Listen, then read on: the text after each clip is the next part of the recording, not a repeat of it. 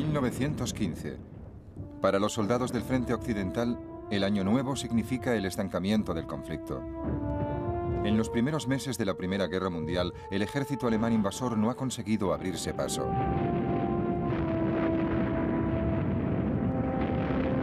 Ahora se enfrenta a los aliados británicos y franceses en un frente de trincheras que se extiende por Francia y Bélgica. Durante casi 4 años se enzarzarán en la guerra más cruenta que se haya conocido hasta entonces. Estos años supondrán la aparición de una nueva y espantosa arma, el gas letal. Una nueva enfermedad, el trauma de guerra. Un arma de extraordinaria potencia. La mina.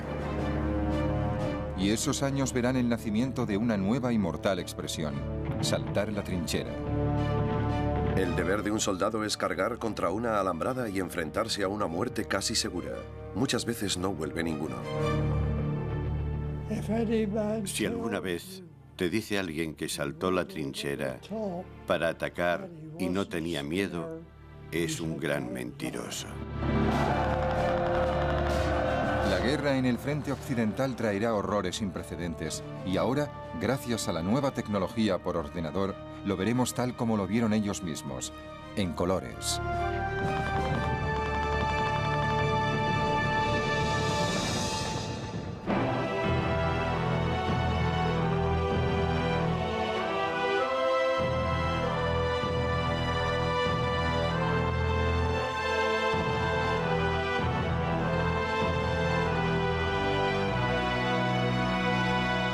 Primera Guerra Mundial en color. Matanza en las trincheras.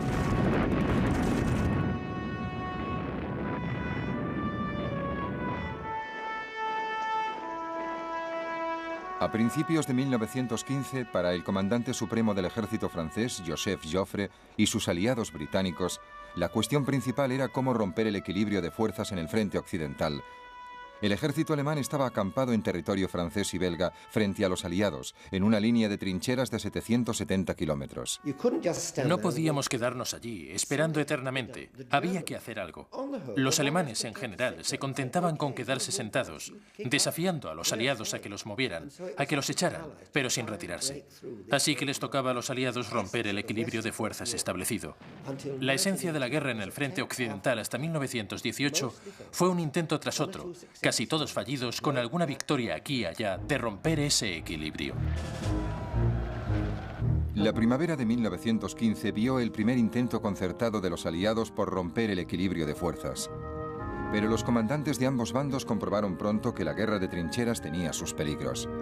Uno de ellos era las comunicaciones, que inicialmente solo eran posibles gracias al valor de los correos individuales. En el curso de una batalla suele ser necesario enviar a un corredor con un mensaje en una misión que le llevará casi con seguridad a morir o caer herido. No obstante, nunca he visto que ninguno de esos hombres, cuidadosamente elegidos, dudara o se echara atrás. Por peligrosa que fuera la misión, a un correo de guardia nunca hay que repetirle las órdenes. Coge su rifle y sale corriendo, muchas veces hacia la muerte. A veces un mensaje tardaba horas en atravesar unos pocos metros. Y claro, eso significaba que cuando el general recibía la información y actuaba al respecto, la situación en el frente podía haber cambiado totalmente. Ese era uno de los inconvenientes más graves con los que tenían que luchar los comandantes de la Primera Guerra Mundial. En medio de toda esta desorientación empezaron las grandes ofensivas de 1915. Los aliados programaron una operación en 2 frentes para hacer retroceder a los alemanes. Los franceses atacarían Artois y al mismo tiempo, a 30 kilómetros de distancia, los británicos atacarían Festubert.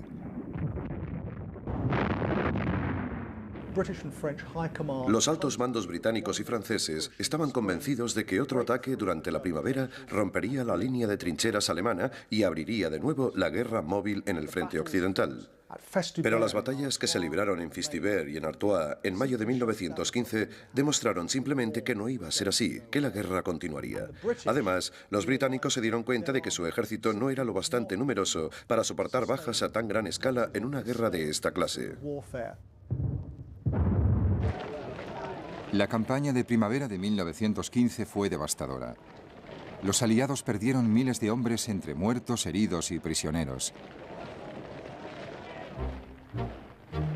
Tradicionalmente, los británicos tenían un ejército regular muy pequeño. Su fuerza residía en la marina. Pero la campaña de reclutamiento orquestada por Lord Kitchener reunió un nuevo contingente de soldados.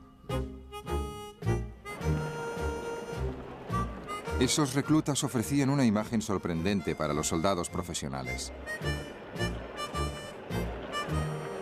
Los civiles británicos empezaron a tomar parte de la guerra. Muchos soldados veteranos miraban mal a los recién llegados reclutas. Y es cierto que resultaban un poco extraños para nuestros conservadores ojos. No daban la talla, eran desgarbados al andar, iban con gafas, llevaban el uniforme de forma descuidada, saludaban sin gracia y eran torpes con las armas. El ejército veterano estaba muy preocupado por el futuro.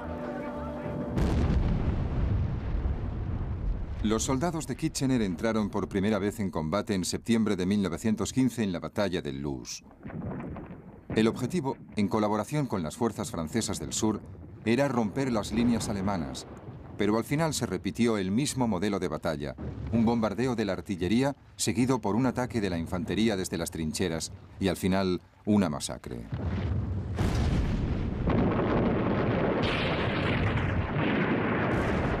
El suelo estaba salpicado de héroes muertos y moribundos, pero no teníamos tiempo de pararnos a mirarles y pronto nos acostumbramos a esas horribles cartas.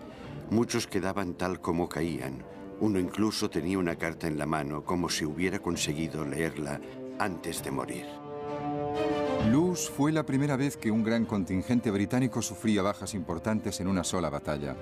43.000 muertos. Los británicos respondieron nombrando a un nuevo comandante en jefe, Douglas Haig. La masacre en el frente occidental no había hecho más que empezar.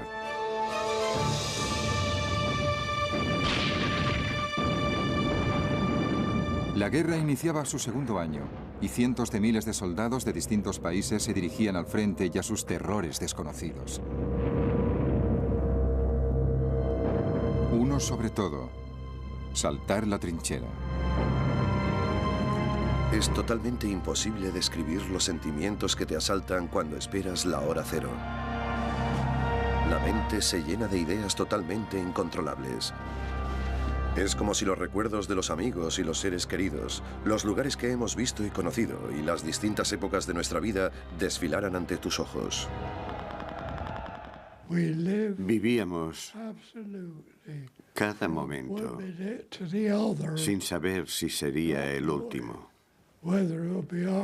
Ese era el ambiente que se respiraba en las trincheras. Tenían que esperar y escuchar la orden, porque la disciplina era tan grande que lo único que les quedaba era esperar la orden y obedecer inmediatamente.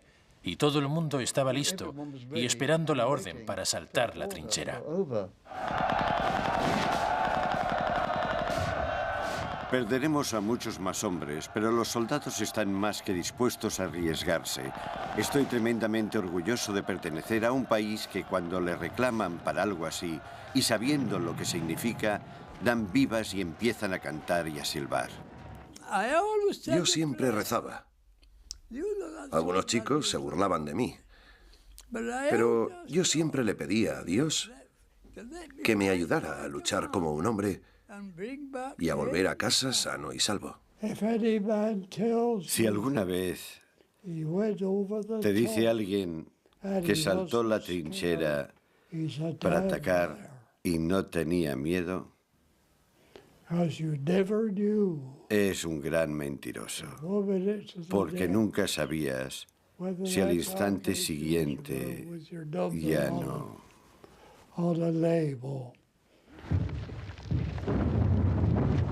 Los soldados enviados al frente no significaban nada sin sus armas y sin la artillería que debía apoyarles. Pero los continuos ataques terminaron por provocar una crisis de suministros. Hasta la Primera Guerra Mundial, el ejército británico era un contingente fijo de unos 200.000 soldados. Nuestra industria armamentística solo estaba preparada para suministrar uniformes, equipos y armas para 200.000 soldados. De hecho, cuando Ash tomó el mando, dijo que no podríamos lanzar una gran ofensiva hasta mediados de 1917, porque sabía que hasta entonces no tendríamos bastante industria pesada para suministrar armas y bombas suficientes e iniciar la campaña. La respuesta fue una gran movilización de mujeres para trabajar en las fábricas de munición. Manejar explosivos era desagradable, sucio y peligroso. Era un color rojizo. Teníamos el pelo y la cara de un amarillo brillante. El médico nos examinó un día y dijo: la mitad de vosotras ya no podréis tener hijos. Que Dios os proteja. Algunas sufrieron muchísimo. Las llamaban las canarias, porque al manejar trinitrotolueno les quedaba la piel amarilla. Muchas sufrían de una forma tremenda. Las manos manchadas y el pelo cobrizo. ¿Qué más da? ¿Tenemos miedo de una desfiguración pasajera cuando nuestros hombres, por el mismo motivo, se enfrentan a la muerte y a la desfiguración permanente de una pierna cortada o una ceguera?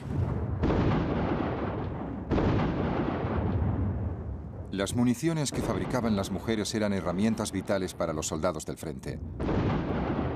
Pero su efecto en las mentes de cada uno podía ser tremendo.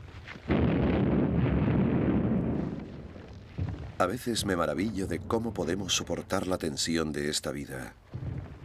Día tras día, noche tras noche, hora tras hora, bombas pesadas cayendo a cada minuto a pocos metros de ti, haciendo que el suelo tiemble bajo tus pies, casi atontándote con el ruido de la explosión. La barrera artillera era tan tremenda que no te permitía ni pensar. La metralla en la barrera era algo horrible. Horrible. No entiendo cómo pudo sobrevivir alguien.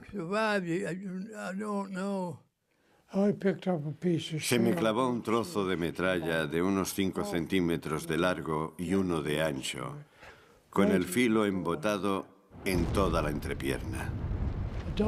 Vino el médico, lo vio y preguntó: ¿quiere que le saque la metralla? Me dolía muchísimo y añadió: antes de que diga que sí, sepa que no hay nada de anestesia en todo el campamento. Y yo pregunté: ¿cuánto va a tardar? Y él dijo: bueno, unos 2 minutos. Lo pensé un momento y dije: adelante. Pero en esos 2 minutos hubiera podido matar al maldito médico. Esas enormes barreras de artillería produjeron un fenómeno nuevo: el trauma de guerra. Mi permiso del frente a finales de 1915 fue una pesadilla. Apenas conseguía dormir, y cuando lo conseguía, mis sueños se llenaban con ruidos y voces de la guerra. Las voces eran las de los oficiales y soldados muertos. Una mañana me encontraron de pie sobre la cama, dispuesto a rechazar un ataque imaginario al alba. Sentía un dolor físico y real en el corazón y tenía la mirada extraviada. Había querido a muchos hombres y los había perdido.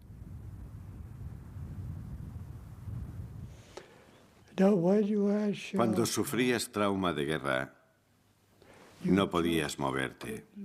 Era como si te hubieran quitado el sistema nervioso.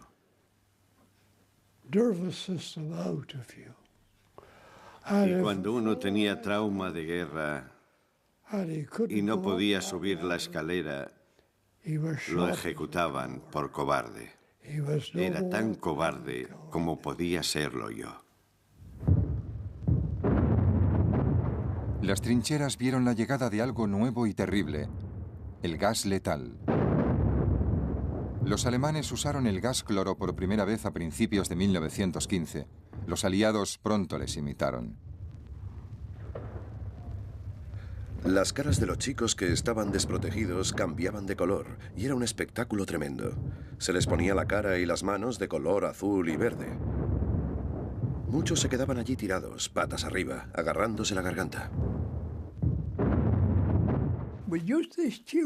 Usábamos un tubo que encajaba en la boca y había que respirar a través de una tela. Y tenías que metértelo por el cuello de la camisa para que no te entrara el gas. Yo solo recuerdo haber estado en un ataque con gas y ya tuve bastante. No me quité la máscara, pero luego resultó que había 1 o 2 chicos que no pudieron soportarlo y se la quitaron. El respirador se me cayó a pedazos de tanto moverlo y ajustarlo. El gas me cegó los ojos, se me llenaron de algo que no podía ver. Quedé tirado en la trinchera con otro soldado gaseado y varios heridos y cadáveres. Y tuve que quedarme ahí tirado, escupiendo, tosiendo y ahogándome todo un día en la trinchera. En 1916, la guerra de trincheras se había convertido en un callejón sin salida. Ambos bandos sabían que debían de hacer algo. Los alemanes tenían la vista puesta en la fortaleza francesa de Verdún.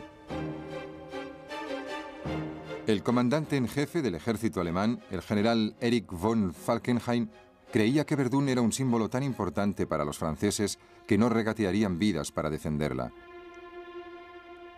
La idea al atacar Verdún no era capturar Verdún, sino convertirla en una especie de herida abierta para que los franceses sintieran que debían dedicar todos sus recursos a conservar esa ciudadela sagrada que estaba al borde de la frontera.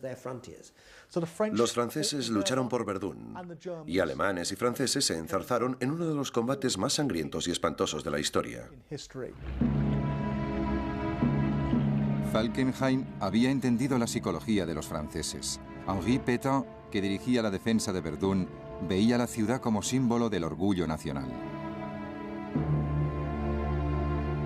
Verdún está amenazado y Verdún no debe caer. La captura de esta ciudadela sería una victoria inestimable para los alemanes. El 21 de febrero de 1916 empezó el bombardeo alemán.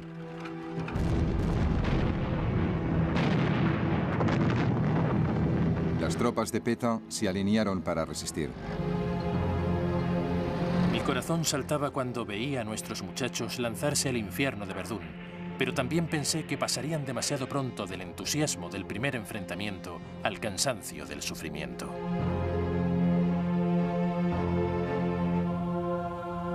Habíamos vivido algo horrible en Verdún. Nuestras caras ya no tenían nada de humanas. Llevábamos 16 días sin lavarnos ni dormir. Vivíamos entre muertos y moribundos, soportando estrecheces de todas clases y una angustia incesante. Teníamos las mejillas hundidas, las barbas crecidas y las ropas llenas de barro.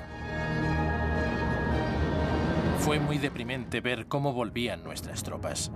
Sus expresiones parecían heladas por una visión terrorífica. Su actitud delataba un desespero absoluto. Se hundían bajo el peso de sus horribles recuerdos. Cuando les hablaba, apenas podían responder. A pesar de la masacre alemana, los franceses llevaban refuerzos a la fortaleza cada semana por una carretera que empezó a conocerse como el Camino Sagrado. El plan de Falkenhayn solo estaba resultando en parte. Para Francia, el Camino Sagrado se convirtió en una especie de símbolo de su voluntad de resistir. Aunque Alemania creía que podría sangrar a Francia hasta la muerte y asestarle un fuerte golpe, no lo consiguió. Lo que hizo fue exaltar el patriotismo de los franceses hasta un extremo nunca visto. La batalla de Verdún siguió hasta noviembre. Cada bando sufrió unas 350.000 bajas. Unos 100.000 alemanes y franceses estaban muertos o desaparecidos.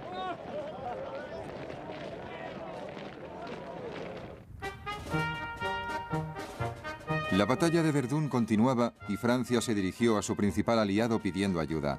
Los británicos atacarían a los alemanes en el Somme. Los británicos pensaban que la ofensiva del Somme partiría por el centro a las líneas alemanas y les permitiría un avance rápido. Algunos oficiales dijeron a sus soldados que el bombardeo de la artillería sería tan enorme que solo tendrían que salir de la trinchera y pasar a través del enemigo. Se dice que vamos a destrozar las líneas de los germanos, entrar con nuestro ejército y acabar con la guerra. También se dice que le hemos dado a Alemania 4 días para firmar la paz o atenerse a las consecuencias. No me gusta presumir, pero creo que si viera todas las armas que tenemos, las granadas, los morteros y todo lo que le aguarda, si supiera lo preparados que estamos, el Kaiser, antes de empeorar las cosas, se suicidaría. El bombardeo empezó el 24 de junio y duró 7 días. 15.000 cañones alineados en un frente de 30 kilómetros. La infantería esperaba. Cariño mío, antes de acostarme tengo que escribirle unas líneas a mi chiquitina. He recibido hoy tu carta y me has parecido muy alegre. Te quiero mucho, cariño. Sé valiente por mí y reza para que la guerra termine pronto y yo pueda volver para cuidar de ti y no dejarte nunca más. Con todo mi amor y muchos besos dulces de tu Willy.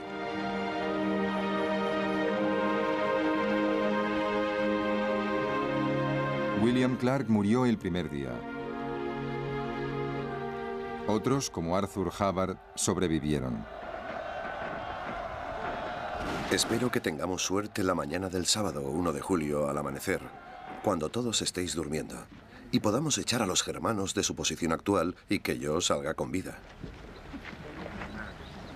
Me imagino cómo estará todo en casa. Seguro que el jardín, como dices, está casi en su mejor momento y pronto tendréis judías, supongo. Con todo el cariño de tu hermano Arthur.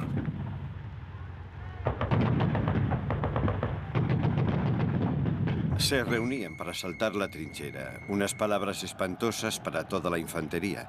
Los tímidos no tenían tanto miedo, los atrevidos estaban llenos de entusiasmo, todos emocionados y sintiéndose vivos al formar.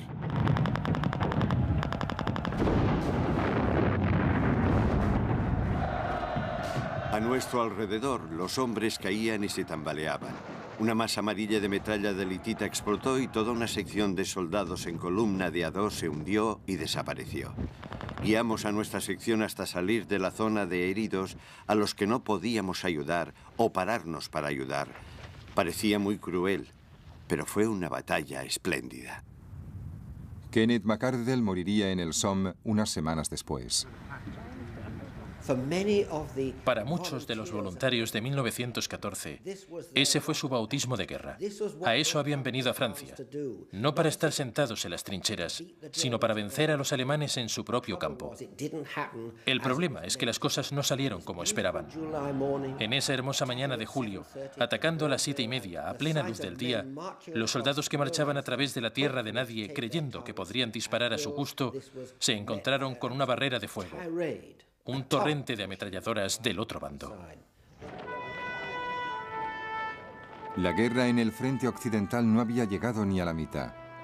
No encontraron una brecha abierta, solo muerte.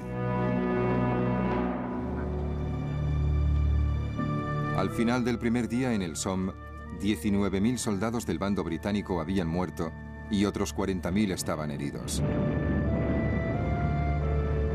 Fue el peor día de toda la guerra para los británicos. Aunque los británicos, después de ese primer día desastroso, hubieran querido retirarse de la batalla del Somme, no podían hacerlo, porque tenían que seguir combatiendo para aliviar la presión sobre Verdún.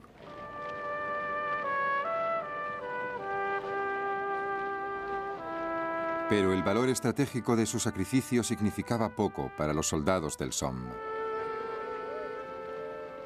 Querida madre, solo unas líneas para que sepas que estoy sano y salvo gracias a Dios. Madre, no se lo digas a la madre de Queen ni a la de Archer, pero deben estar muertos o heridos porque han faltado a la lista. De los chicos de la calle Grosvenor no queda ninguno más que yo. Todo el mundo está muerto para Baudry, Kenworthy, Sheckham, Sprout, Ford, y de los otros oficiales no sabemos cuántos. El joven Víctor ha muerto. Su dilema de si debía casarse con una mujer 6 años mayor que él ya está resuelto. Ahora somos unos 400. Esta mañana éramos 800. Lo que más sufrió en el primer día del Somme fue la idea de los batallones de compañeros. Esos batallones Se reclutaban localmente y muchos amigos de una peña futbolística, de un club de tenis, de un grupo de teatro de aficionados o de una parroquia se alistaban en grupo. Fue una moda fantástica en 1914, pero en 1916 resultó ser una gran tragedia, porque los que habían ido juntos a luchar también habían muerto juntos y había calles enteras vestidas de luto.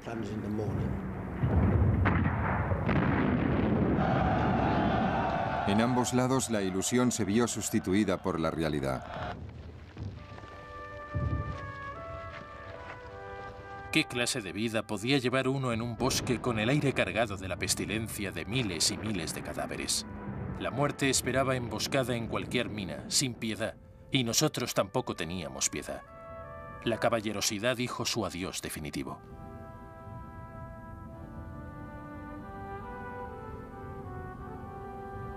No queda ni un árbol, ni un metro cuadrado de terreno que haya escapado a la mutilación. No hay nada más que barro y agujeros de bombas. Todo un bosque de agujeros de bombas. Y al fondo de muchos agujeros, los cadáveres.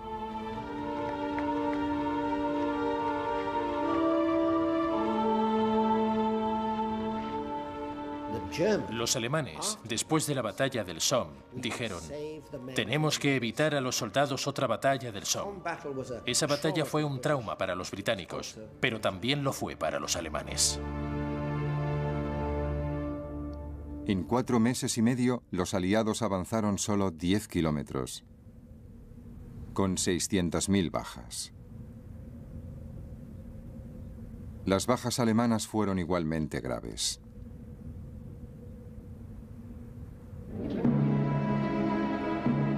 El invierno de 1916 fue el más frío desde hacía muchos años. El suelo siguió helado hasta abril. En las trincheras corrían las enfermedades. La fiebre y la disentería se extendían de una forma alarmante. Pero ni siquiera durante ese periodo se detuvo la matanza.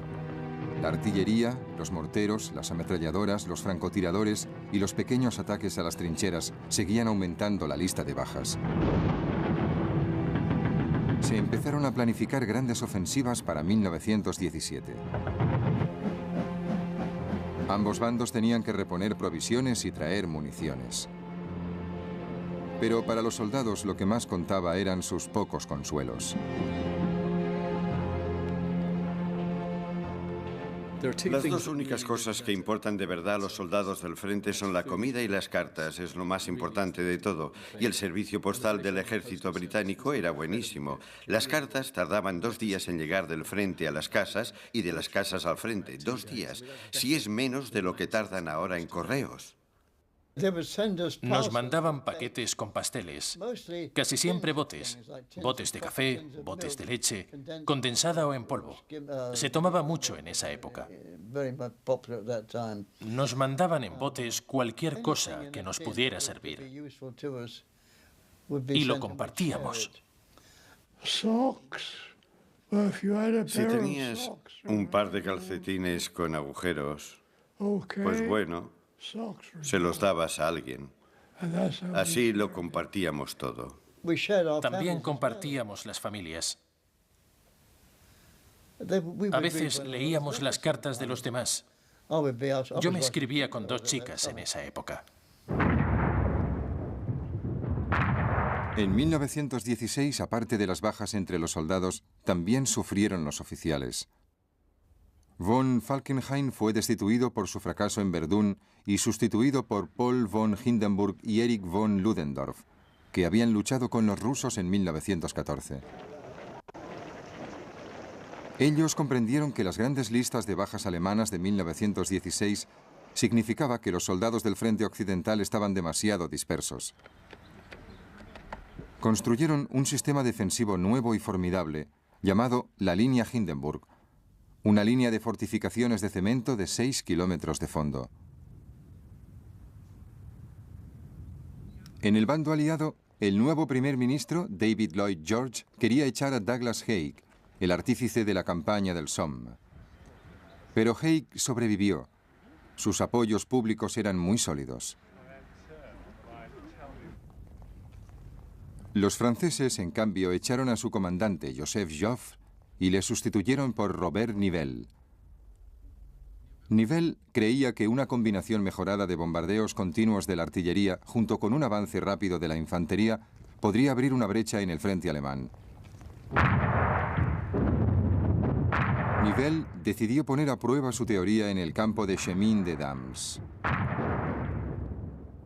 Su plan incluía un ataque de apoyo por parte de los británicos en Arras, que empezaría una semana antes y acabaría con las reservas alemanas. El 9 de abril atacaron los británicos. Mañana temprano saltaremos la trinchera y les daremos una buena a los cabezas cuadradas. Tengo mucha confianza en mi batallón. Lucharán hasta el fin si hace falta. Les he dicho que el único alemán bueno es el que está muerto. Si podemos darles una buena paliza a esos alemanes, creo que se rendirán. La batalla de Arras empezó con un ataque británico que resultó bastante bien. Los canadienses capturaron la colina de Vimy y un poco más al sur, las divisiones británicas lograron el avance más largo que habían conseguido hasta entonces en un solo día de batalla, unos 5 o 6 kilómetros. Pero los británicos no habían aprendido a seguir un ataque así con la rapidez suficiente, y Arras se convirtió en un mes de batalla estéril. Le tocaba el turno al ejército francés en Chemin-des-Dames, pero el plan de Nivelle tenía algunos fallos. Para empezar, tuvo poco cuidado con la seguridad y los alemanes se enteraron de la operación. Además, el ejército alemán ya se estaba retirando a sus nuevas posiciones defensivas, lo que significaba que el territorio que Nivelle quería conquistar ya era suyo de todas maneras.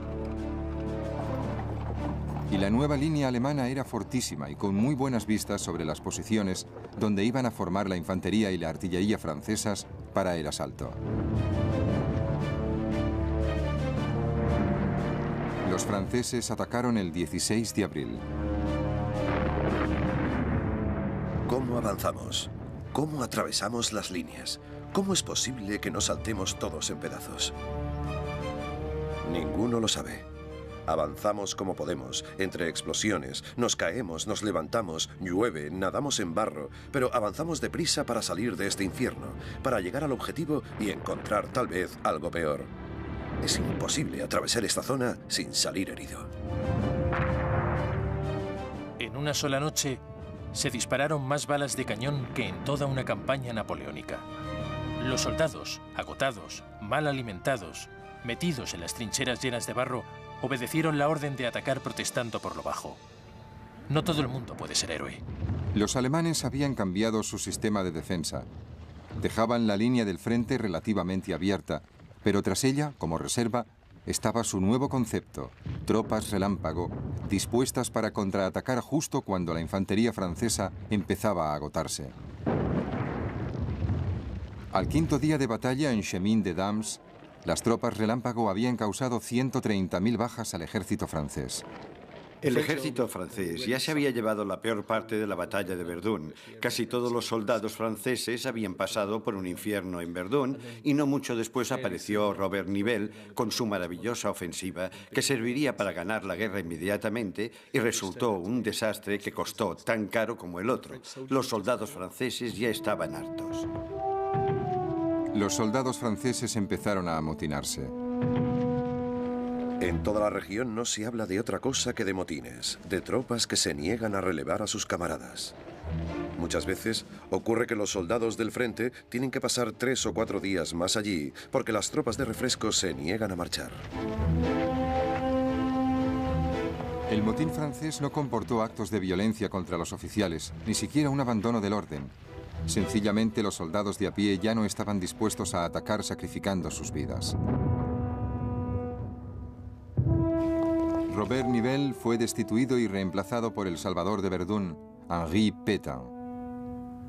Enviaron a Pétain para que terminara con los motines, combinando una disciplina estricta, algunas ejecuciones y también una cierta consideración hacia los soldados, cediendo a algunas de sus exigencias, y consiguió reorganizar el ejército francés. A pesar de todo, el ejército francés estuvo todo un año sin lanzar más ataques masivos sobre el frente occidental y se mantuvo a la defensiva. A Pétain le preocupaba que los alemanes se aprovecharan de la derrotada moral de los franceses, pero inexplicablemente no se dieron cuenta. En ese momento solamente los británicos podían tomar la iniciativa. Hay planeó una gran ofensiva para el mes de junio en la Sierra de Messines, un altiplano que dominaba una gran extensión de territorio. Asignó a Herbert Plumer, un general muy moderno, para que supervisara la operación. Los oficiales más jóvenes eran conscientes de que los dirigía un hombre que conocía bien su oficio. No se dejó nada al azar. Incluso teníamos una maqueta a gran escala que cubría un acre de terreno y representaba a escala los bosques y el pueblo que había. El pueblo era un prodigio de habilidad. Era como un enorme pueblo de juguete. Les habría encantado a los niños. El ataque a la Sierra de Messines combinaba fuerzas británicas, australianas y neozelandesas. Aquí se usó por primera vez de forma masiva un arma que podía ser devastadora: la mina, colocada por los zapadores. Los zapadores tenían el peor trabajo de todos en el frente occidental. Excavar esos túneles estrechos bajo las líneas enemigas para hacerles saltar por los aires daba mucho miedo, porque sabías que el enemigo casi siempre estaba haciendo lo mismo que tú.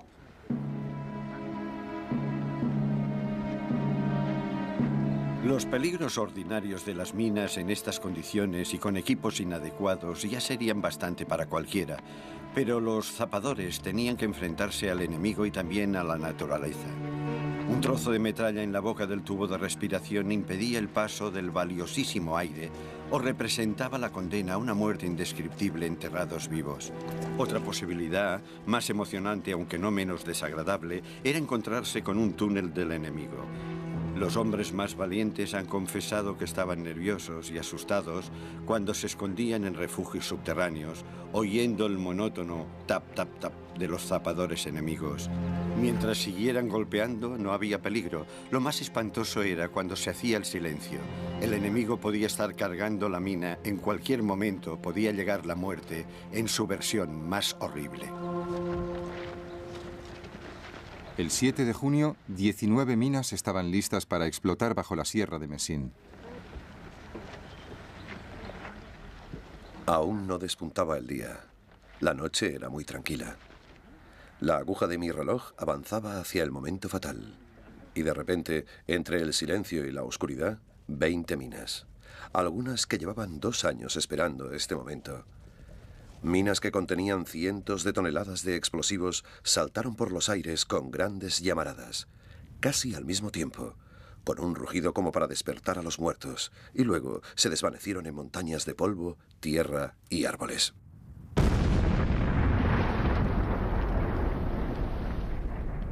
Recortándose contra las llamas, vi enormes bloques de tierra que parecían tan grandes como casas cayendo al suelo. Vi a un hombre saliendo disparado de una pila de escombros. Vi su silueta contra las llamaradas. Seguramente sería un pobre cabeza cuadrada. Era horrible, algo dantesco. Los británicos recobraron la Sierra de Messines y la posición dominante que ofrecía. Las explosiones se oyeron incluso hasta el sureste de Inglaterra.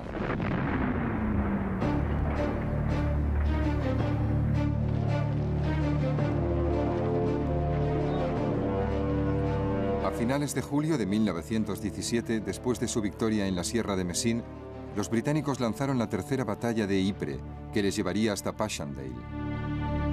Durante 15 días machacaron las líneas alemanas. Era horrible. Sentías que tu ser, física y mentalmente, había perdido todo el significado. Al fin y al cabo, tal vez el trozo de metal que te dejaría convertido en una masa informe ya había iniciado el camino. Los británicos saltaron la trinchera el 31 de julio. Si estuvieras aquí esta noche, disfrutarías. Seguro que va a ser muy divertido. Eso si no llueve. Pero sí llovió.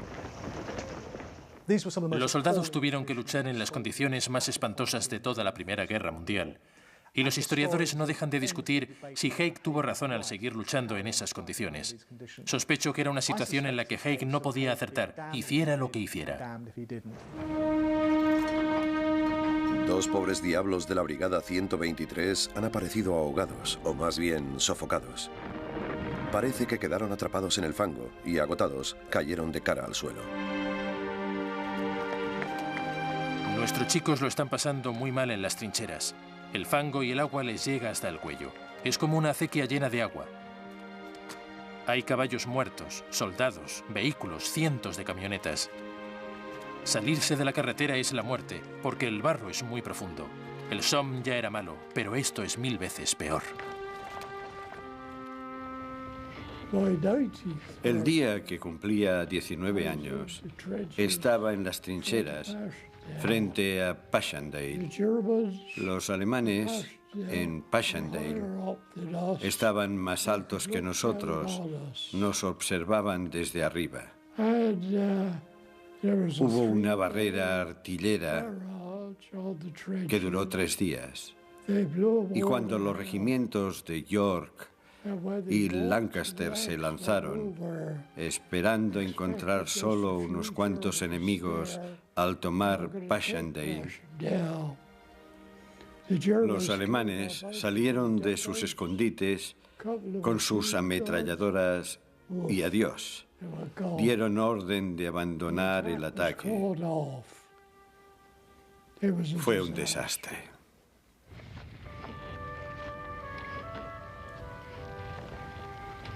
Pobre Shorty. Siempre me hablaba de su novia, Sujilda, la llamaba así.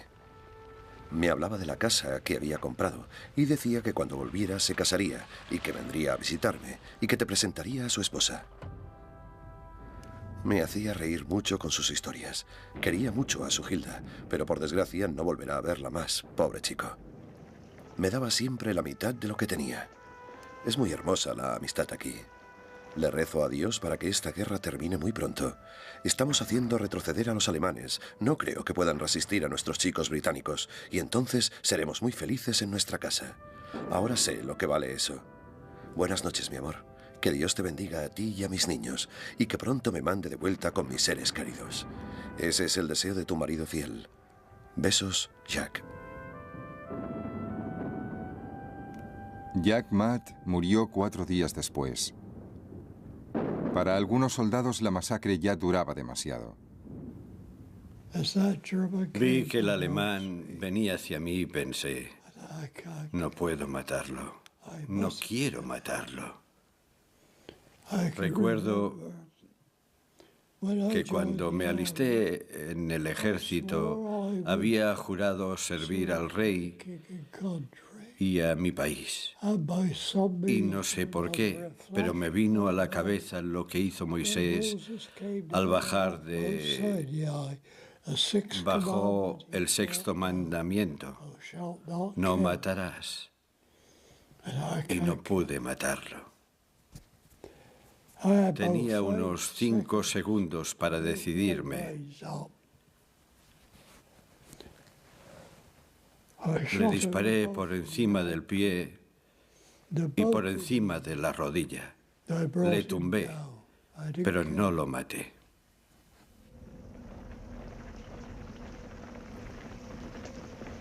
Solo se habían ocupado 100 kilómetros cuadrados en 15 semanas.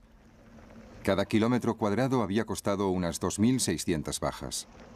Pero los británicos también habían golpeado duramente a los alemanes. Al final de la batalla de Passchendaele, en la primera semana de noviembre de 1917, creo que cualquier observador podía haber pensado con razón que ambos bandos estaban agotados, que no les quedaba nada por dar. Pero llegó una sorpresa inesperada, una nueva arma con la que los aliados llevaban un año experimentando, el tanque. No habían pasado ni 15 días desde que terminara la batalla de Passchendaele cuando el tanque consiguió una brillante victoria en la batalla de Cambrai. Era la primera vez que los británicos usaban tanques a gran escala. Y otra cosa muy importante, usaron artillería de predicción. Eso significa que pudieron empezar a disparar sin tirar antes unos cuantos tiros de prueba para ver dónde caían las balas y así consiguieron el efecto sorpresa. No hubo bombardeos preliminares que avisaran a los alemanes del peligro. La infantería enemiga se asustó y huyó de esas enormes máquinas de guerra o se lanzaron pendiente abajo hacia las líneas británicas para rendirse. Nosotros mirábamos la escena fascinados. Nuestros tanques iban avanzando. Ahí estaban, lentos, abriéndose paso entre la maraña de cráteres de bombas. A veces eran inutilizados, pero casi siempre terminaban venciendo y dominando la zona devastada. Esta noche podré dormir y soñar contigo. En cambio, los oficiales alemanes ni soñaban lo que les esperaba al amanecer. Piensa en esos cientos de tanques, en esos cientos de cañones, reunidos en el más absoluto secreto. Lo pienso y aún me maravilla. 11.000 alemanes cayeron prisioneros. Cambrai fue un éxito completo. Las campanas de las iglesias de toda Inglaterra sonaron en señal de celebración, pero para muchos soldados del frente se trataba de una victoria aislada. Aunque la moral británica no se hundió nunca, estaba en su punto más bajo. La guerra es cada vez más desesperada. Por todas partes se ve crecer la inquietud y la insatisfacción, y nadie hace nada sensato para resolver los problemas. Es la existencia más desgraciada que te puedas imaginar. No se ve más que angustia, incertidumbre. Aquí todo el mundo está ya hasta las narices. El año 1918 estaba por llegar. La guerra en el frente occidental estaba en el fiel de la balanza.